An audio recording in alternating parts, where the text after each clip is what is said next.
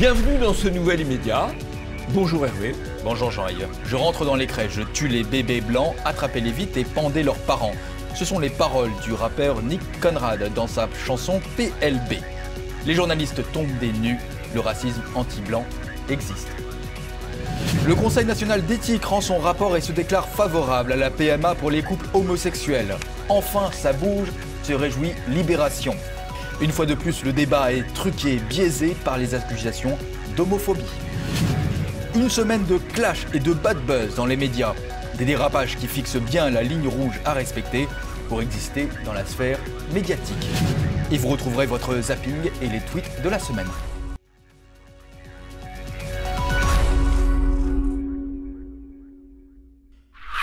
Souvenez-vous, le 12 septembre, Rude diffusait une interview de Rokhaya Diallo qui affirmait qu'il n'y avait pas de racisme anti-blanc.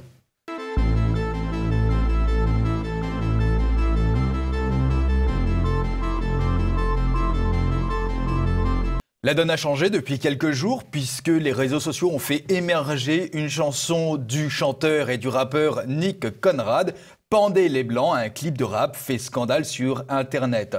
Je cite les paroles « Je rentre dans les crèches, je tue les bébés blancs, attrapez-les vite et pendez leurs parents, écartelez-les pour passer le temps, divertir les enfants noirs de tout âge, petits et grands ». C'est un scandale non seulement sur les réseaux sociaux, puisque hier, mercredi 26, eh bien, le hashtag Nick Conrad était dans le top 10 des hashtags les plus utilisés sur Twitter. Et tous les médias s'intéressent à ce rappeur qui était jusque-là relativement inconnu. Le Figaro, qui est Nick Conrad, ce rappeur qui appelle à tuer des Blancs. Dans l'Express, évidemment aussi, on s'intéresse encore une fois à cette histoire. Pendez les Blancs, le rappeur Nick Conrad se défend. Et on va trouver beaucoup d'articles sensiblement identiques, cherchant à donner la parole à ce rappeur qui va, de manière ubuesque, justifier ses paroles. Sur RTL, Pendez les Blancs, ce n'est pas un appel à la haine, affirme Nick Conrad, c'est un message d'amour, puisque de toute façon, un artiste a pour but de s'inspirer du monde pour dénoncer, que ça plaise ou non, justifie-t-il. Oui, alors c'est l'argument assez classique de l'artiste. Ce qu'il faut savoir, on ne peut pas vous le montrer parce que ce serait censuré de ne pas vous montrer le clip, mais le clip est d'une violence absolument extrême puisqu'il met en image la mort et la torture d'un blanc. Ah oui, alors, voilà. il affirme que d'ailleurs, cette scène a été copiée du film American History qui dénonce la haine raciale aux États-Unis, et donc il aurait copié cette scène. Alors, il y a le prétexte, effectivement, du copiage ou du copillage, mais il y a toujours l'argument on peut dire ce qu'on veut, puisque c'est de l'art, puisque c'est des artistes. Il est évident que ce n'est pas tout à fait vrai. On l'a vu d'ailleurs avec l'affaire Dieudonné, qui était un humoriste qui s'est vu interdire un certain nombre de choses et qui n'avait pas forcément le même degré de violence que ce que ce rappeur fait valoir à la fois dans son texte et dans ses images. En tout cas, la grosse différence, en tout cas avec le film American History, c'est que ce film, on note bien qu'on dénonce la haine raciale aux États-Unis. La leçon est claire, évidente. En revanche, dans ce rap, après l'avoir regardé plusieurs fois, je ne vois pas comment ce rappeur peut justifier le fait qu'il dénonce la haine raciale. Le message n'est pas du tout évident comme il ose l'affirmer. Le message est là, franchement, un message d'incitation à la violence. Voilà. Dans les décodeurs du Monde, eh bien, on s'intéresse à cette histoire Pendant les Blancs par Nick Conrad, itinéraire d'une indignation. Et alors, c'est l'entête cette fois-ci qui m'intéresse. Qui connaissait le rappeur qui a diffusé ce clip choquant sur les réseaux sociaux? Personne. Jusqu'à ce qu'une rafale de condamnations politiques et d'articles polémiques en fasse un sujet d'actualité. Alors, si les décodeurs du Monde ont raison de dire que personne ou presque ne connaissait ce rappeur, là, ils ont raison de le dire. Par contre, moi, je tilte sur l'emploi d'un vocabulaire, l'emploi de quelques mots, notamment d'articles polémiques. L'article polémique qui en parle. L'article polémique, c'est l'article qui critique le rappeur, ce qui semble quand même bien le minimum. L'article, ou d'ailleurs le tweet, ou le post sur Facebook. Mais c'est quand même assez extraordinaire, c'est que le décodage du Monde, il ne porte pas sur le phénomène, à savoir le racisme anti-blanc qui s'exprime à travers ce rappeur et qui existe dans les banlieues. Il traite ce qu'il appelle l'indignation, il traite de la réponse à cela. et en utilisant un vocabulaire pour nier finalement la pertinence de la dénonciation de ce rappeur. Dans les médias, ce qui est assez extraordinaire, hormis justement les décodeurs du monde, eh bien, c'est qu'on va voir apparaître une notion qui était jusque-là bannie, une notion qui était niée, qui était interdite dans les médias. C'est les journalistes qui, pratiquement pour la première fois, vont commencer à poser des questions et s'interroger sur cette question du racisme anti-blanc. Quand même, est-ce que vous... Donc ça veut dire quoi? Ça veut dire qu'aujourd'hui, vous n'admettez pas que le racisme anti-blanc est peut-être un phénomène qui prend de plus en plus d'ampleur? Bon, ce qui est le plus intéressant, il y a le déni du gars de la France Insoumise, bon, mais ce qui est intéressant, c'est que c'est la journaliste elle-même qui pose la question du racisme anti-blanc. Jusqu'ici, le racisme anti-blanc pouvait être évoqué par des personnes interrogées, rarement, parce qu'on interrogeait rarement les personnes qui pouvaient tenir ce discours, mais là, c'est la journaliste qui pose la question. Alors la question, c'est que c'est quand même pas évident de dire qu'il n'y a pas de racisme anti-blanc après avoir vu ce clip de rap. Ce qui va se passer dans les médias, ce qu'on a pu observer, c'est qu'on va essayer de créer une espèce de dichotomie. C'est-à-dire, en gros, il est possible qu'il y ait des insultes contre les Blancs, etc. Mais le véritable racisme, c'est le racisme institutionnel, c'est cette espèce de ségrégation raciale que la société engendre. Il est évident qu'un texte comme celui-là relève du racisme anti-blanc. Je crois que c'est incontestable. En revanche, ce qui n'existe pas en France, c'est la discrimination anti-blanc. C'est-à-dire, je ne sache pas qu'il y ait des personnalités blanches à qui on ait refusé un emploi ou un logement parce qu'elles sont blanches. Quand les policiers font du faciès, ce n'est pas contre les personnes blanches. Quand il y a eu en France des crimes contre l'humanité, c'était pas des noirs contre les blancs, mais des blancs contre les noirs. Oui, alors, bon, il reconnaît, Tain reconnaît, qui est l'ancien patron ou l'actuel patron, je ne sais plus, du CRAN, le comité représentatif des associations noires, sur le modèle du CRIF. Il reconnaît le racisme anti-blanc. Par contre, il dit il n'y a pas de discrimination. Il y a une discrimination quand les policiers font du faciès. Ça, c'est pas vrai. Les policiers font pas de faciès. C'est sûr que quand ils interpellent quelqu'un en Seine-Saint-Denis, ils vont pas interpeller un blanc puisqu'il y en a plus ou pratiquement plus. Donc, c'est pas du faciès.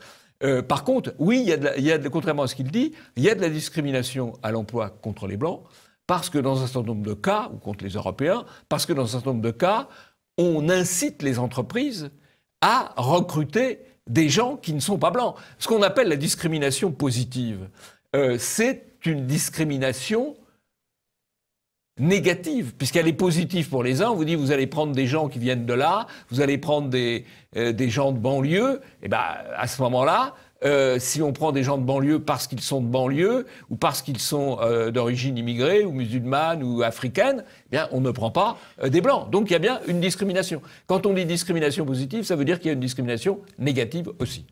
Mais bon, dont acte, il a reconnu qu'il y avait un racisme quand même, anti-blanc. Sur Europe 1, revue de presse, et puis forcément, on évoque la question de ce rap qui est raciste, mais on va l'aborder aussi sur la question non seulement du racisme anti-blanc, mais sur la question, y a-t-il de la violence dans le rap? Quelle influence le rap a sur la société? Triste affaire, c'est peut-être celui des sites qui aiment vraiment le rap et qui optent ce matin pour le silence. Un silence gêné, pas sûr. Un silence de mépris ou tout simplement le silence de ceux qui savent que chaque polémique sur le rap est devenue un prétexte pour cogner sans aucun discernement sur un genre trop méconnu, mais qui aujourd'hui influence et le cinéma et la mode. Oui, alors David Abiker, il pasteurise un petit peu les choses en expliquant que le rap a plein d'effets positifs sur la mode, sur le cinéma, etc. Il passe quand même un peu vite et puis il estime que les polémiques, c'est pas bien. Mais les polémiques qu'il y a eu sur Médine, qui voulait jouer au Bataclan, sur Black M, qui avait été invité à Verdun, sur ce rappeur, elles sont quand même importantes parce qu'il y a à chaque fois ce qui déclenche la polémique, c'est un discours de haine de la France, ou un discours islamiste, ou un discours de haine des Blancs. Donc c'est un peu facile de dire mais tout ça est secondaire. Le rap finalement a une influence tout à fait positive. C'est tout de même un peu léger comme approche, surtout dans le contexte de cette musique et surtout de ce texte et de ces images qui sont quand même d'une violence difficilement soutenable. Jean-Yves, passons au zapping des médias.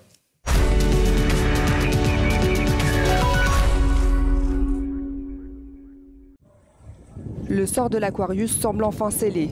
Et avec lui, celui des 58 migrants à son bord. Il devrait débarquer à Malte. C'est en tout cas ce qu'a annoncé le gouvernement maltais, à condition que les réfugiés soient immédiatement répartis dans d'autres pays européens. On a des personnes qui sont épuisées et puis aussi très inquiètes. Ça fait déjà plusieurs jours pour certains qui sont à bord du bateau. Ils se demandent ce qui va se passer. Ils voient aussi le temps, la météo qui se dégrade. On s'attend à 5 ou 6 mètres de vagues dans les heures qui suivent. Donc,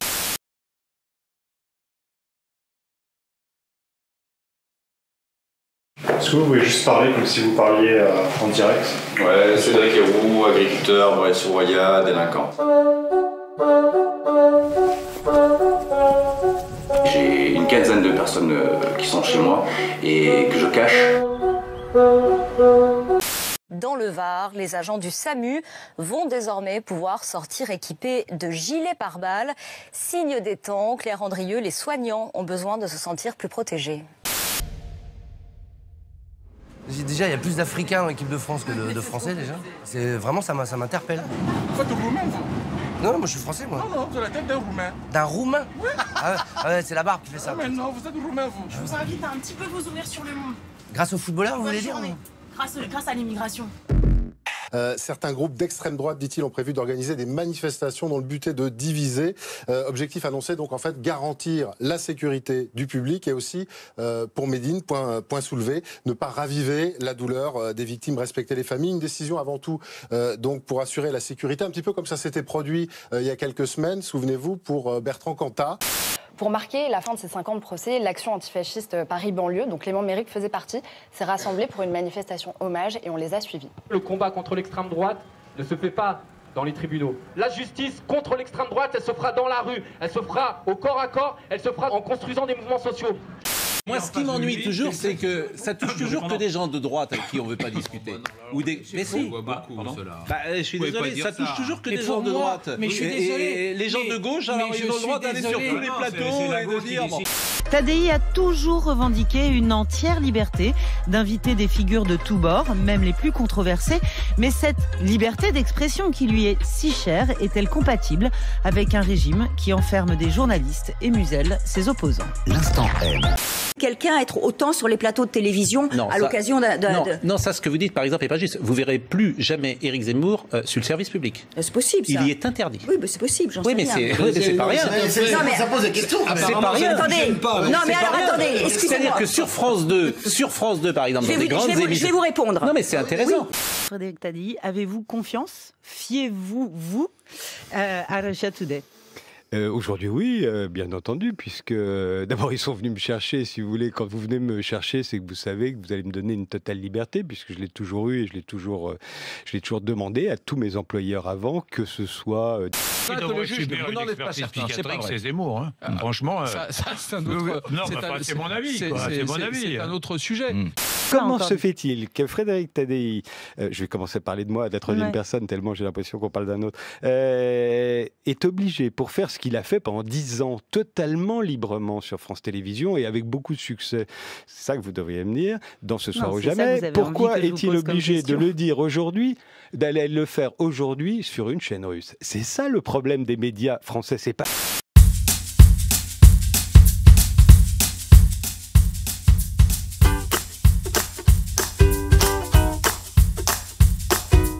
À la télé.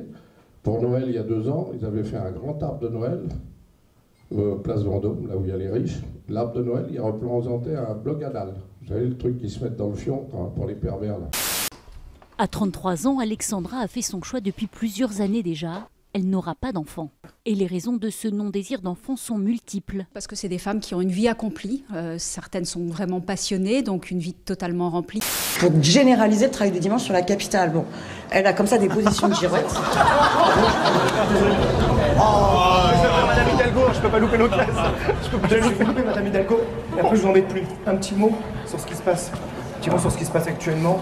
Est-ce que tout le monde veut prendre votre place, clairement? Est-ce que tout le monde veut prendre votre place? Un peu d'argent, un peu de pouvoir d'achat. Faudra être patient, faudra attendre globalement l'automne. Non, C'est maintenant que... Ça fait 50 ans qu'on est passé. Ouais, là, ça suffit, là. L'automne. À bout de la thune. Donc 6 milliards de gains de pouvoir d'achat, oui, mais pas pour tout le monde. Pour les salariés, effectivement. Mais si vous êtes retraité, que vous fumez, que vous roulez au diesel et qu'en plus vous ne bénéficiez pas de la baisse de la taxe d'habitation, vous prenez cher. Dans le cul. Toujours la petite séquence immigration. Alors là, deux remarques quand même. Parce que on nous explique dans la séquence larmoyante sur les gens de l'Aquarius que la mer est en train de se déchaîner, qu'il va y avoir une grosse mer, etc. Bah, effectivement, s'il y a une grosse mer, il faudrait peut-être mieux les ramener sur les côtes les plus proches, c'est-à-dire les côtes de Libye d'où ils viennent, ou les côtes d'Afrique du Nord, que de leur faire traverser toute la Méditerranée. Mais ça fait rien, on utilise quand même l'argument larmoyant de la météo, complètement à contresens de ce que devrait être la réalité. Et puis on voit qu'on n'est pas couché, Cédric Héroux, le passeur des Alpes-Maritimes, le passeur d'immigrés dans les Alpes-Maritimes est invité, on lui déroule le tapis rouge, au moment même où on indique que Ruquier ne viendra pas. Zemmour ne viendra pas. Pardon, au moment même où on indique que Zemmour sera interdit de plateau. Ah, on n'est pas couché. Donc on voit très bien dans quel sens milite le service public, parce que là, tout ça se fait avec l'argent du contribuable. Tapis rouge pour Héroux, écran noir pour Zemmour. C'est un peu un signe des temps. Toujours dans la vidéo de propagande, il y a la petite vidéo de propagande de Cam Clash. Qu'est-ce que c'est Cam Clash ? La vidéo, la petite scène dans le métro. Qu'est-ce que c'est ? C'est un montage. Il y a 2 ou 3 acteurs, je crois, et puis après, on provoque un certain nombre de réactions de gens qui ne sont pas des acteurs, et on sélectionne les réactions des gens qui conviennent. Donc tout est monté, tout est trafiqué, c'est une pure séquence de propagande. C'est pas inintéressant de savoir que Cam Clash, ça a été lancé, c'est peut-être encore financé aujourd'hui, ça je ne sais pas, mais ça a été lancé par France 4, c'est-à-dire, là encore, par la chaîne de télévision publique. Il faut vraiment avoir le cœur bien accroché et le portefeuille détaché pour continuer à payer sa redevance, parce que ça sert vraiment à diffuser, interdire ce qui pourrait aller dans le bon sens et diffuser ce qui va dans le sens de l'immigrationnisme et de la déconstruction. Réjouissez-vous, bientôt vous allez devoir la payer, même si vous n'avez pas de télévision chez vous. Mais bien sûr, voilà. Mais tout le monde va pouvoir avoir le privilège de la payer, même sans télévision, tout à fait. Voilà. Bon, mais ça n'est jamais qu'un pas de plus vers le totalitarisme. Mais si on paye la redevance, on a le devoir d'apporter aussi des fonds à TV Liberté pour permettre précisément de compenser la manière dont l'argent de la redevance est utilisé. Voilà. Alors, chers amis internautes, on a aussi besoin pour le petit coup de vos argents, suivant. De votre argent. Quoi d'autre ? Bon, le Bataclan, Médine ne se produira pas au Bataclan, ça c'est une bonne nouvelle, il se produira au Zénith, mais au moins, symboliquement, ça aurait été particulièrement grave qu'il se produise au Bataclan. Ceux qui étaient pour son interdiction au Bataclan, sa non-présence au Bataclan n'était pas pour son interdiction générale, donc c'est quand même une victoire des réseaux sociaux, des gens qui sont mobilisés, du père de cette jeune femme tuée au Bataclan, je pense à Pascal Jardin, de Renaud Camus, de Riposte Laïque, de tous ceux qui se sont mobilisés contre ce concert qui aurait été, dans ce lieu-là, particulièrement scandaleux. Dernier point, alors, la scène de la fin, c'est presque une scène surréaliste quand même. On voit que le seul endroit en France où il pourra y avoir des débats pluralistes à la télévision... Faites référence à Frédéric Tadei, là. C'est Tadei sur Russia Today. Il y en a d'ailleurs parfois des débats pluralistes sur TV Liberté, à condition que les gens politiquement corrects acceptent de venir. Quand les gens politiquement corrects acceptent de venir, il y a des débats pluralistes sur TV Liberté. Mais en dehors de TV Liberté, le seul endroit où il va y avoir des grands débats pluralistes, avec des gens qui ont des opinions différentes, politiquement correctes ou politiquement incorrectes, c'est sur les chaînes russes, sur la chaîne russe, Russia Today. Il y a d'ailleurs, dans les commentaires qui sont faits par la journaliste, quelque chose qui est tout à fait faux, car les médias russes eux-mêmes en Russie sont pluralistes, c'est-à-dire que, bon, schématiquement, il y a peut-être 70% des médias russes qui sont plutôt favorables au pouvoir russe, mais il y a 30% d'opposition. En France, vous avez 95% ou 98% des médias qui sont politiquement corrects et à peine quelques pourcents qui sont politiquement incorrects. Donc il y a plus de pluralisme en Russie qu'il n'y en a en France. Et en tout cas, c'est assez symbolique que la grande émission de débat pluraliste en France va passer de France Télévisions à Russia Today. Franchement, les journalistes français et les médias français, ils ne devraient pas être fiers. Moi, je recommande aux internautes d'aller voir justement cette interview. C'est l'instant M de Sonia De Villers. C'est 12 minutes. C'est extrêmement intéressant, en tout cas, de voir Frédéric Tadei face à Sonia De Villers. Vraiment, c'est très, très intéressant. J'ai pu mettre qu'un extrait extrêmement court. C'était un peu embêtant. Allez la voir, c'est vraiment très intéressant. Un autre commentaire, Jean-Yves ? Ben non, je crois que c'est... Eh bien, passons à la troisième partie. Mariage homo, PMA, homo, en marche, en avant.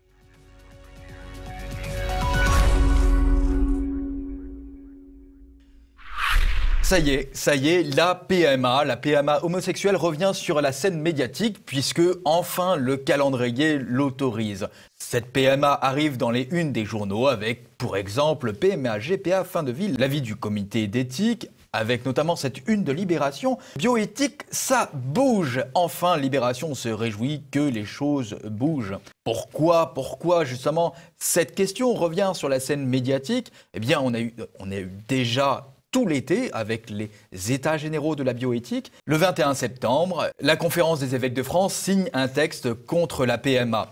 C'est le titre de BFM TV. Et là, on va voir un petit peu la différence de traitement médiatique avec Libération qui titre PMA, les évêques campent sur leur position.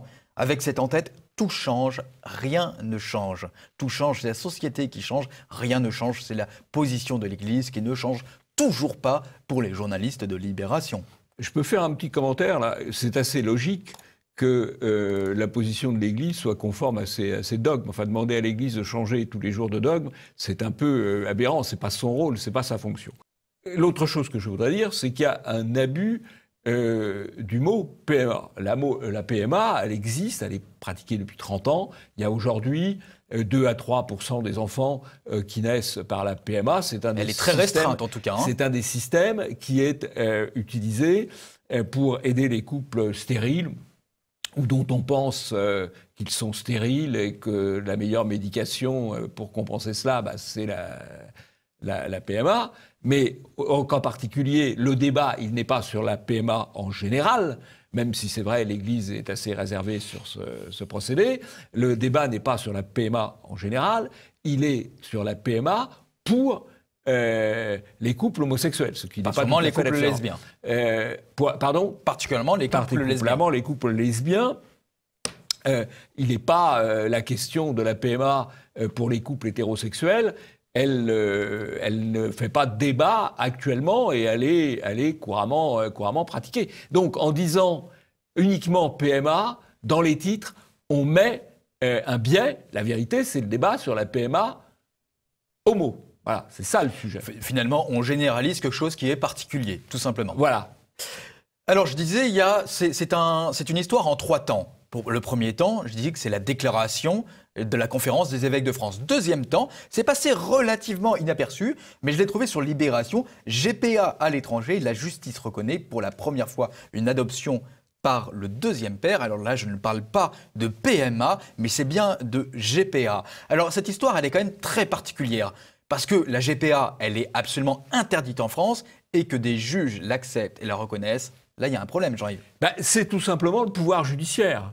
Le législateur est débordé parce que le pouvoir judiciaire, il considère qu'au nom du principe d'égalité, on doit accorder cette possibilité aux couples homosexuels. Et donc, les juges décident. C'est véritablement, on est là, c'est tout le système actuel. C'est l'articulation du pouvoir judiciaire et du pouvoir médiatique. À partir du moment où la pression médiatique va dans un certain sens, il se trouve des juges pour interpréter des textes extrêmement généraux dans le sens politiquement correct. Voilà. C'est ce qu'on appelle l'état de droit qui est une erreur absolue, parce que l'état de droit, ça n'existe pas, en tout cas pas sous cette forme-là, c'est la dictature des juges, et la dictature des juges politiquement corrects, qui décident indépendamment des lois.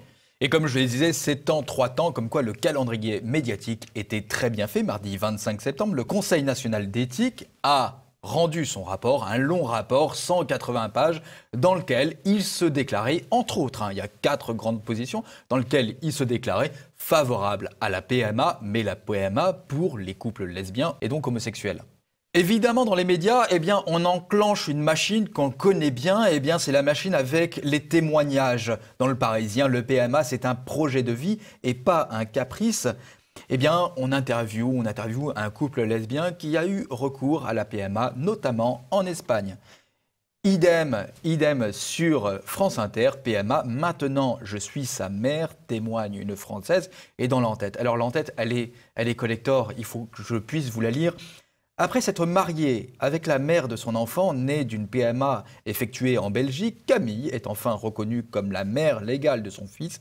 17 mois après sa naissance, elle raconte. Écoutez, Hervé, on va arrêter de faire ce genre de citation, parce que sinon il faudra fournir un comprimé d'aspirine aux internautes qui nous regardent. C'est-à-dire on voit la complexité des situations quand même, d'une complexité et d'une aberration assez grande, qui sont présentées comme des modèles, avec une belle photo sur fond de lac et de montagne. Enfin, tout est soigné pour l'émotion.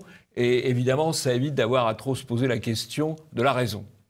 Dans Libération, c'est Laurent Geoffrin qui pose cette question, indignité de la PMA. Et alors, il soulève un point. Le risque de marchandisation avec la PMA. Peut-on se demander si, oui, avancer vers la PMA sera une avancée supplémentaire vers la GPA, c'est-à-dire la gestation pour autrui? La gestation pour autrui, c'est-à-dire effectivement la marchandisation. Bah oui, je crois qu'on peut le dire, parce que, si vous voulez, ça fait à peu près 20 ans que le débat sur la situation des homosexuels est entré dans la vie publique. On a eu, il y a 20 ans, je crois que c'était en 1999, je crois, ou 2000, on a eu le Pacs. Quand il y a eu le débat sur le Pacs, tout le discours a été le Pacs, c'est le Pacs, et il n'y aura pas le mariage homo après. Et les gens qui s'opposaient au Pacs, il y a eu quand même des manifestations importantes à l'époque, les gens qui s'opposaient au Pacs disaient, mais après le Pacs, il y aura le mariage homo. On leur disait, mais non, pas du tout, mais c'est des fantasmes, qu'est-ce que vous allez dire, etc. Ensuite, on a eu, c'est 2013, on a eu le mariage homosexuel. Bon. Et là, les opposants ont fait valoir, et après, il y aura la PMA et la GPA. On leur a dit, mais non, c'est des fantasmes, pas du tout, vous vous trompez, c'est de la mauvaise foi, non, c'est le mariage, et c'est tout. Ensuite, on a vu apparaître la PMA homo. Et on nous dit, mais attention, il n'y aura pas de GPA derrière. Il est évident qu'à chaque fois qu'une étape est franchie, c'est considéré comme irréversible, et on attaque l'étape suivante. Je pense que la prochaine étape, c'est effectivement la GPA, la gestation pour autrui, et après, on verra encore d'autres étapes. Et donc, il y a une malhonnêteté foncière des médias à nier qu'il y a un projet global, d'un certain nombre de lobbies, notamment les lobbies transhumanistes ou les lobbies homosexualistes, et que ce projet global, il est mis en œuvre par étapes, en trompant l'opinion, avec la complicité des médias. Sur Twitter, une réaction d'Éric Nolot par rapport à justement cet édito de Laurent Geoffrin. Libération, dont je suis un fidèle abonné, feint de croire, sous la plume de Laurent Geoffrin, que l'opposition à l'extension de la PMA ne provient que des églises et de la manif pour tous. N'appartenant ni aux premières ni à la seconde, je suis pourtant radicalement défavorable. Et oui, et c'est vrai, et d'ailleurs cette position, elle est connue et on l'avait vu au sein des médias, il suffit de reprendre quelques archives. Éric Zemmour, vous y voyez une alliance des lobbies LGBT et des laboratoires médicaux. Éric Nolot, vous vous êtes déclaré philosophiquement et radicalement opposé à la PMA pour toutes. Alors d'abord, est-ce que ça fait du bien d'être d'accord?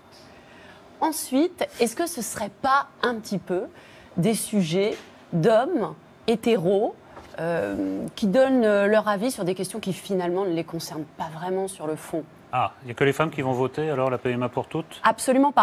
Nolo explique très bien qu'on peut être contre la PMA homo sans être ni catholique, ni manif pour tous. Et c'est vrai qu'on avait vu lors de ces débats, notamment à propos de la loi Taubira, on avait vu les grandes réserves de la compagne de Jospin, qui est une femme de gauche, une philosophe de gauche, et qui était opposée à tous ces projets. Dans Libération, encore une fois, j'ai trouvé cet article. Trop peu de lesbiennes sont invitées à débattre de la PMA dans les médias, pointe l'association des journalistes LGBT.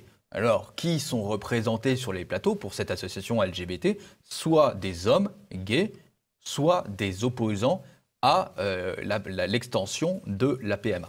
Bon, peut-être que cette déclaration est plus ou moins juste, mais en tout cas, j'ai retrouvé une des représentantes de cette association LGBT, etc., qui est passée sur le plateau de Russia Today. Je vous remercie de m'avoir invité pour en discuter. Je suis ravie, j'ai vu sur le générique qu'on diffusait des panneaux PMA, Hollande, lesbophobe. C'était les panneaux d'un groupe auquel j'appartenais qui s'appelle Oui, oui, oui. Je crois que c'est important de dire pourquoi on est là, moi et Monsieur Bernard. Moi, je suis là pour discuter de la PMA. On m'a invité pour discuter de la PMA parce que je suis lesbienne. Donc la question de la PMA, qui anime les débats politiques, médiatiques français depuis 5-6 ans, m'impacte directement. Alors c'est assez intéressant cet extrait parce qu'on voit effectivement une femme qui se revendique comme lesbienne qui parle du sujet de la PMA sur une chaîne de télévision.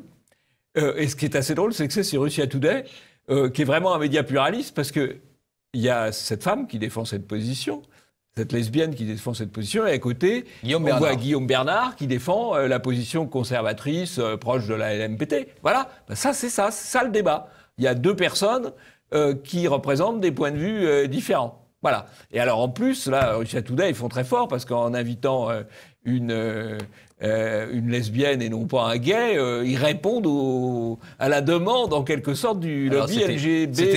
C'était avant justement cette déclaration. Ils ont anticipé. Remarquable. Et alors je disais en introduction, en fait, toute la problématique de ce débat-là, eh bien, comme pour le mariage pour tous, comme pour la PMA, eh ben on va retrouver ce même argument de toute façon, si on s'oppose à la PMA, c'est qu'on est homophobe. On constate qu'il y a toute une diversité d'opposants. Vous savez, les gens ont le droit de s'exprimer, ont le droit de s'opposer à la PMA. Ils ont le droit. Ils ont le droit de manifester, mais je dis une seule chose, c'est que l'opposition ne doit pas donner lieu à un discours de haine homophobe contre les familles homoparentales et contre les personnes homosexuelles. Parce que le risque aujourd'hui... Alors la boucle est bouclée.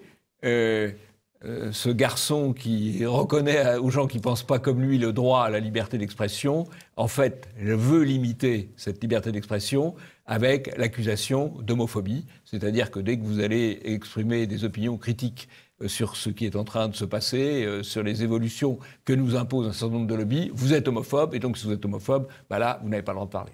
Voilà. C'est le phobie, c'est la cage aux phobes, pour reprendre une expression bien connue. De Muret. Muret. Jean-Yves, passons au tweet de la semaine.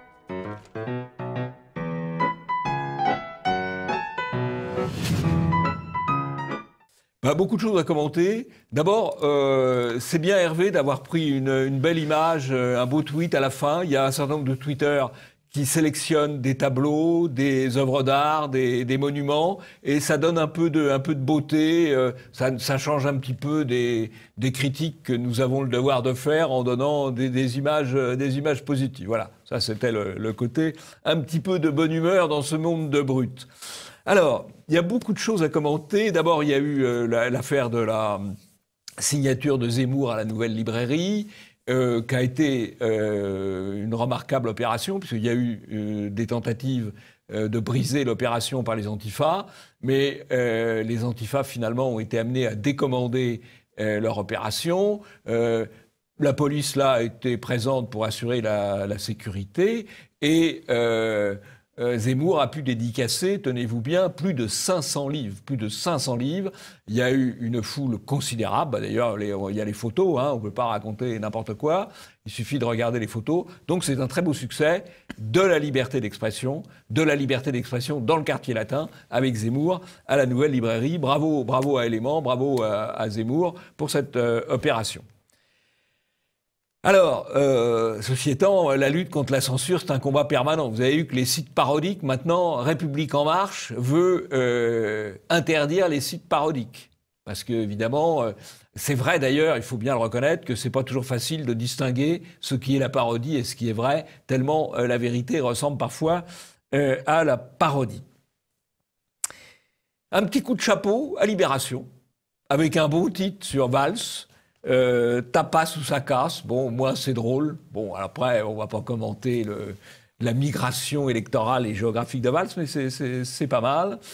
Petit point de réinformation intéressante. Il y a eu une statistique qui est sortie sur les prénoms les plus donnés, les 20 prénoms féminins les plus donnés en Seine-Saint-Denis, les 20 prénoms masculins les plus donnés en Seine-Saint-Denis. Et ce qui est frappant, parce que là, le grand remplacement, il n'est pas en cours, il est achevé, c'est que les 20 prénoms les plus donnés, les 40 prénoms les plus donnés en Seine-Saint-Denis, ce sont des prénoms d'origine étrangère, africaine, musulmane. Bon, voilà, donc ça c'est clair. Et alors c'est illustré par une photo, c'est tout à fait extraordinaire, où on voit les petits pieds d'un nouveau-né européen. Et donc l'illustration n'est pas forcément tout à fait conforme à la réalité. Je ne sais pas pour quelle raison, mais enfin, ça mérite tout de même d'être signalé.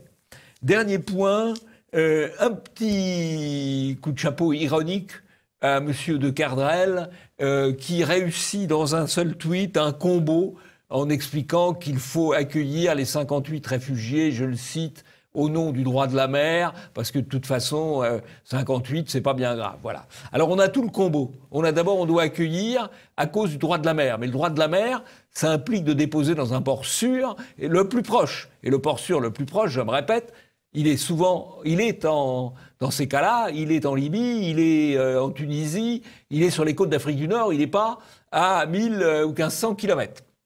Première erreur sur le droit de la mer. Deuxième erreur, il parle de réfugiés. Pas des réfugiés. Un réfugié, c'est quelqu'un qui a obtenu le statut de réfugié. Avant, c'est un clandestin qui éventuellement demandera le statut de réfugié. Deuxième erreur. Troisième erreur, dire mais 58, qu'est-ce que ça peut faire? Bah oui, ce gars-là n'a jamais dû avoir de fuite d'eau dans sa salle de bain, parce que une goutte d'eau plus une goutte d'eau plus une goutte d'eau, ça finit par faire une inondation. Et 58 réfugiés par-ci, 58 réfugiés par-là, ça finit par faire réfugiés. Moi-même, je prends les mauvais vocabulaires, clandestins, ça finit par faire beaucoup de monde. Voilà. Eh bien, Jean-Yves, passons à la dernière partie. Ornelas, Bastier, Consigny, Moix, la semaine de clash et de bad buzz.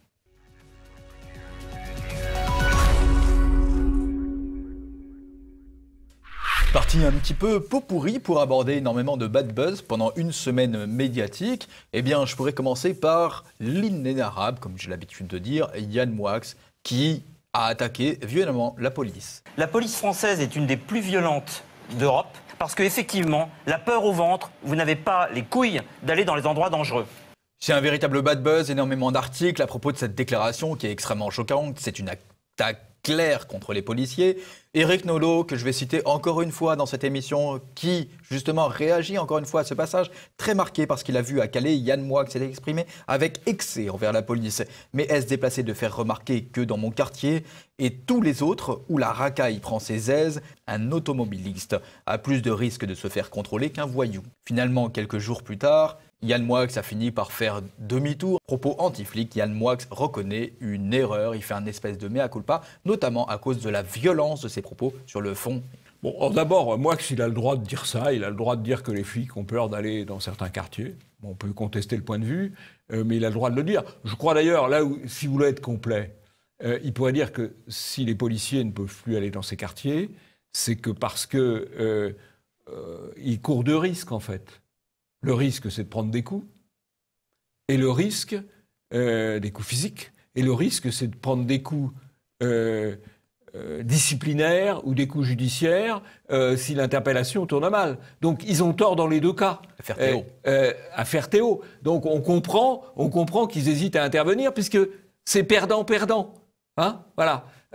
Ils interpellent, on va leur dire c'était trop violent. Et ils prennent des coups, c'est bien fait pour leur gueule. Alors, on comprend, effectivement. Mais ceci étant, Moix a le droit de dire ça. Moi, je suis pour la liberté d'expression, y compris de Moix. Alors, on peut se poser la question pourquoi il se répand absolument partout. Ça, c'est une autre question. Mais il a le droit de le dire. Dans la même journée, deuxième bad buzz. Cette fois-ci, c'est pour l'émission On n'est pas couché, avec le sniper ou le nouveau sociétaire de cette émission.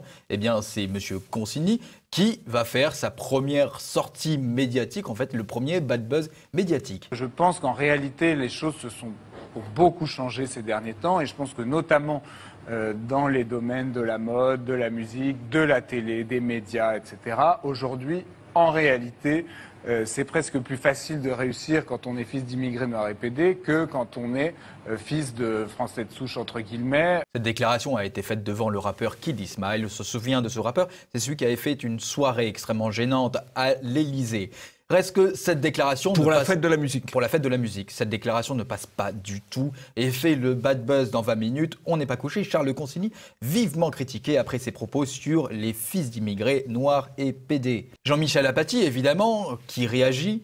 On pensait avoir atteint le fond avec Éric Zemmour. Je me demande si, avec un peu d'entraînement, ce jeune homme ne fera pas mieux, soupir, Charles Consigny. Sur CNews, on n'est pas couché face à Kid Ismail. Charles Consigny crée le malaise. Écoutez, là encore, Charles Consigny, il a tout à fait le droit de dire cela, d'autant plus qu'il se base sur un fait réel. Il reprend une formule qui est apparue partout, puisqu'elle était noire, PD, elle était inscrite sur le t-shirt de ce personnage qui était au centre de la scène, puisqu'il était invité à l'Élysée avec le couple Macron le jour de la fête de la musique. Donc voilà, il n'y a pas de... ça doit être assumé. Ça doit être assumé, et puis il avait même déclaré que s'il ne pouvait pas porter ce t-shirt au moment de sa prestation, il serait parti. Voilà, justement. Donc c'était fort de sens. Troisième bad buzz, c'est avec la journaliste de Figaro Vox, Eugénie Bastier.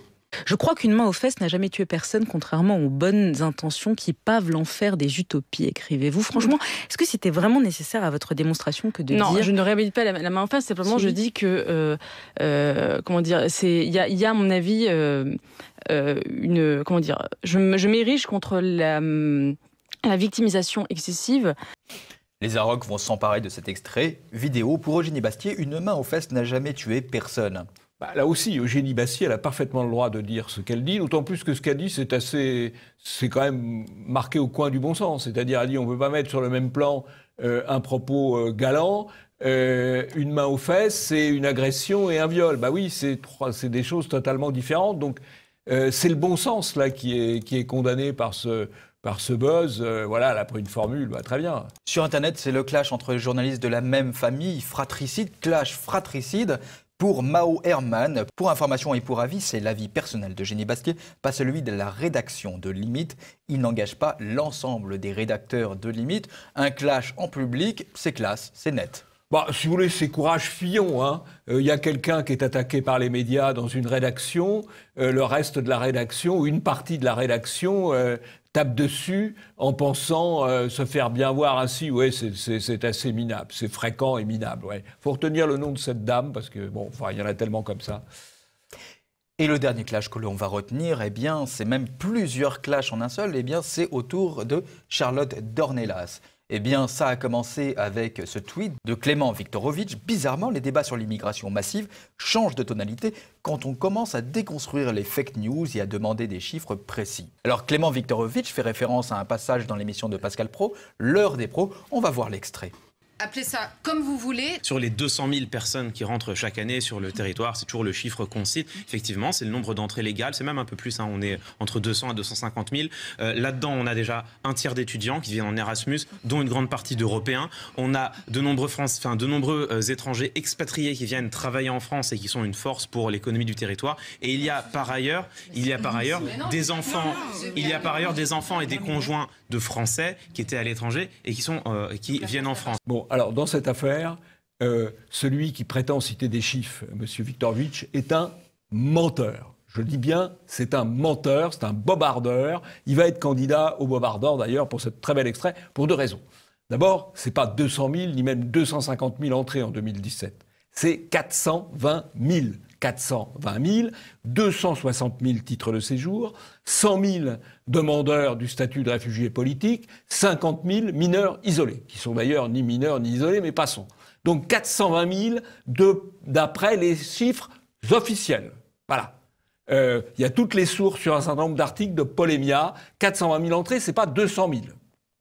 Première erreur. Deuxième erreur, il nous dit, et d'ailleurs, dans les 200 000 ou 250 000, il y a des étudiants, il y a le tiers d'étudiants Erasmus. C'est encore un mensonge. Alors, il y a effectivement des étudiants Erasmus. Seulement, les étudiants Erasmus, ce sont des étudiants européens qui n'ont pas besoin de titre de séjour et qui ne sont donc pas dans les statistiques. Les 80 000 étudiants qui rentrent, ce sont des étudiants qui viennent d'Afrique et du pays du Maghreb, principalement. En tout cas, absolument pas de pays européens. Donc, ce type ment. Et il est présenté dans tous les médias comme ayant clashé brillamment Charlotte Dornelas, qui n'a pas cité de chiffres. Elle a cité le chiffre de 200 000 elle-même, qui est un chiffre inférieur à la réalité d'ailleurs, mais lui prétend corriger avec des chiffres qui sont faux. C'est un menteur professionnel. Alors, sous prétexte qu'il a un vague diplôme de Sciences Po, il est considéré comme un expert. Sur Internet, les réactions sont assez vives en fait autour de ce tweet de Clément Viktorovitch et beaucoup de réactions vont se concentrer sur Charlotte Dornelas qui évidemment va se faire insulter. Le plus intéressant, c'est qu'il y a une personne qui va participer à ces insultes, c'est Rokhaya Diallo, qui de manière implicite, je dis bien de manière implicite, va participer à cette insulte qui, soyons honnêtes, voilà, l'insulte c'est qui cette pute ? Sur Boulevard Voltaire, Gabriel Cluzel réagit à ces insultes sur Twitter. Pourquoi tant de compassion pour Absatoussi, on se souvient autour du prénom, et si peu pour Charlotte Dornelas, qui se fait insulter extrêmement violemment? Moi, je vous donne la réponse. Charlotte Dornelas est blanche, Absatoussi est noire, Charlotte Dornelas est dans le camp du mal, alors qu'Absatoussi est dans le camp du bien. Donc rien n'est possible dans un cas, tout est possible dans l'autre. En conclusion, Gabriel Cluzel nous dit « Si Éric Zemmour avait susurré les mêmes délicatesses, gentillesses sur Absatoussi que Rokhaya Diallo, sur Charlotte Dornelas, qu'est-ce qui se serait passé ?» Même si Rokhaya Diallo, c'est une personne importante, c'est une personne qui intervient sur LCI, donc c'est une personne médiatique. Elle se doit de ne pas dire n'importe quoi sur Twitter. Twitter reste malgré tout une petite sphère médiatique, ultra connectée, qui ne touche pas grand monde, contrairement à une émission de grande écoute sur C8, où il y a quand même, on touche beaucoup plus de personnes. Oui, mais si vous voulez, Twitter, c'est vrai que c'est un petit média en termes de personnes touchées, mais c'est un média important sur le plan qualitatif, puisqu'il touche les gens qui eux-mêmes font les médias. Malheureusement, l'histoire ne s'arrête pas là pour Charlotte Dornelas, et évidemment, toujours dans l'heure des pros, eh bien, elle a fait une erreur. Elle a fait une petite erreur, elle s'est très rapidement corrigée, mais Quotidien passant par là, ils en ont profité pour la tacler. Mais attendez, la phrase de Manuel Valls, oui. Je suis un Espagnol en vacances en France depuis une quarantaine d'années, mais on est où là? Premier ministre de la France. Il était Premier ministre, il est député aujourd'hui, non mais c'est surréel. Attendez, juste Pascal, si je peux revenir sur Manuel Valls, parce que vous avez une erreur absolument grossière. Je reconnais humblement m'être trompé, c'est donc Canteloup qui a prononcé cette phrase à la place de Manuel. Mais Canteloup est tellement bon que j'ai cru que c'était Manuel Valls. Alors Quotidien qui relève cette information et évidemment d'autres médias qui se précipitent sur cette information quand l'heure des pros confond Canteloup et Valls.